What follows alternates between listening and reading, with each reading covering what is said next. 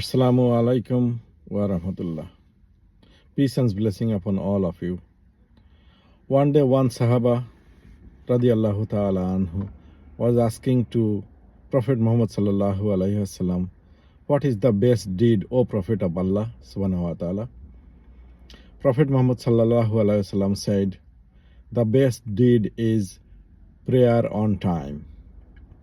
Then Sahaba radiallahu ta'ala anhu asked again, then what? Prophet Muhammad sallallahu alaihi wasallam said, then good treatment to your parents. Then Sahaba again asked, what is the best deed after that? Prophet Muhammad sallallahu alaihi wasallam said that people are safe from your tongue.